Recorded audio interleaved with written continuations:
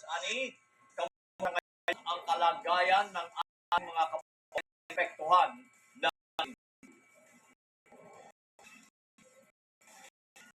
kabatas ang araw na yung magnitude na lindol dito sa Cebu ay hirap ang mga kababayan naging biktima ng lindol dahil natira sa labas ng bahay. Hirap sila tulog kasi naman hindi pa na sila ay bumalik sa mga tirahan.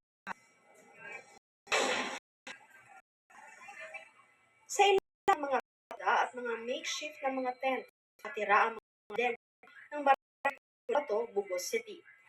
Is nila ang init sa kabila ng sunod na shock na rin biktima ng manalasa yung yula. Lang lindol naman ang dagok sa buhay nila. Ito ang nasabay kabila isang buntis.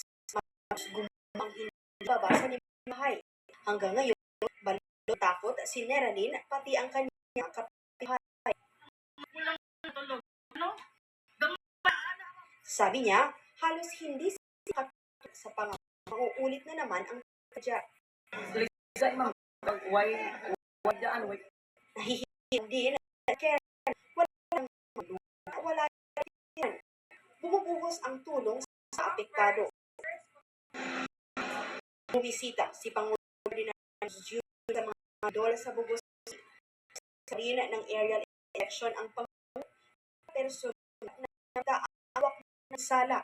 Pinuntahan niya ang bahay sa all-around bato. Nakipag-usap sa mga opinion at maging sa mga kasang kabinete. Latag ang mga plano kaya ng pagbalik ng kuryente, tubig, pagkumpuni sa mga nasirang kali, maging ang nag-usog. Ang PPWs nakapagpadala ng mga ilegdan yung ospital. Ayon, rinil na safe hospital sa ang hindi ng Pangulong sapat ang gamit sa tayong tent city. Ang gagawin natin, kukuha tayo ng mga at tatayo natin gaya ng sino sa LGU Secretary. Ito yung mga tent ng Red Cross na ginamit ng COVID. At ito ay mapitayo at kahit problema. Madali na lang natin ang kanilang nagiging kung saan na masilungan. Ang napinsalang simbahan at eskwelahan magbibigay ng 225 million pesos sa ulo galing sa kanyang opisina at sa local government fund. Sabi niya, sapat na ang bigay. Uunahin pagpaayos ng city hall, iba pang struktura. Kaya na sa 73 ang ng 33 sa Bugo, 22 sa San Remeo, 11 sa Medellin, 5 sa Bugon, habang iisa sa Sogol at Abuelan.